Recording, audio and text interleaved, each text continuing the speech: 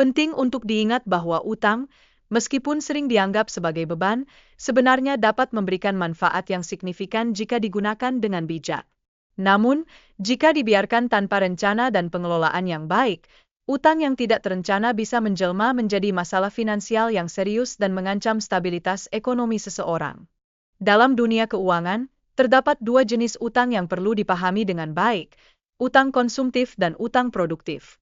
Memahami perbedaan antara keduanya menjadi kunci dalam mengelola keuangan, agar kita bisa membuat keputusan yang lebih cerdas dan terinformasi.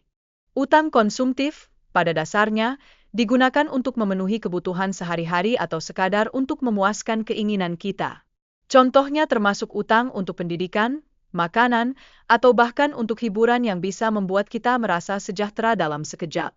Namun, seringkali kita terjebak dalam siklus utang ini tanpa menyadari konsekuensinya. Sebaliknya, utang produktif adalah jenis utang yang seharusnya kita pandang sebagai investasi. Utang ini digunakan untuk membuka usaha baru atau untuk pendidikan yang diharapkan membawa dampak positif terhadap penghasilan di masa mendatang. Dalam hal ini, utang menjadi alat untuk meningkatkan kemampuan finansial kita, bukan sekadar beban. Perbedaan mendasar antara utang konsumtif dan produktif terletak pada hasil yang dihasilkan. Sementara utang konsumtif cenderung menguras pendapatan, utang produktif memiliki potensi untuk memberikan hasil yang dapat digunakan untuk membayar cicilan utang tersebut. Ini menjadi dasar penting dalam perencanaan keuangan, baik untuk individu maupun perusahaan. Saat mengevaluasi utang, rasio cicilan utang terhadap pendapatan bulanan menjadi indikator yang sangat penting. Idealnya, kita harus menjaga rasio ini agar tidak melebihi 30% dari pendapatan bulanan kita, untuk memastikan bahwa kita masih memiliki ruang untuk memenuhi kebutuhan dasar lainnya. Dalam konteks perusahaan, perlu ada pemisahan yang jelas antara utang konsumtif dan produktif. Utang yang dikategorikan sebagai produktif seharusnya digunakan untuk tujuan ekspansi atau meningkatkan kapasitas produksi, yang pada gilirannya dapat meningkatkan pendapatan dan profitabilitas perusahaan. Oleh karena itu, pengusaha perlu cermat dan bijak dalam menilai kesehatan utang perusahaan. Menghitung proporsi alokasi utang untuk hal-hal yang produktif dan konsumtif menjadi langkah krusial untuk menghindari jebakan utang yang merugikan.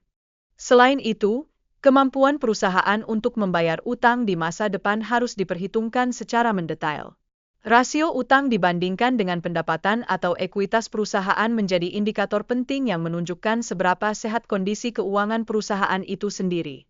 Kita juga tidak bisa melupakan utang negara, yang alokasinya dapat dibedakan menjadi produktif dan konsumtif.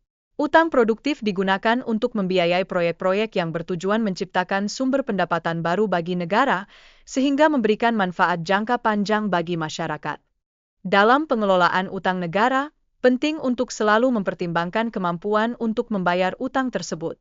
Rasio utang terhadap pendapatan domestik bruto menjadi indikator kunci dalam menilai kesehatan ekonomi, dan ini menjadi perhatian utama bagi negara-negara seperti Indonesia.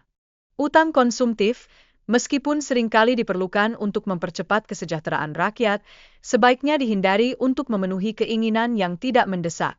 Dengan bijak dalam mengelola utang, kita bisa memastikan bahwa utang menjadi alat bantu, bukan penghalang dalam mencapai tujuan finansial.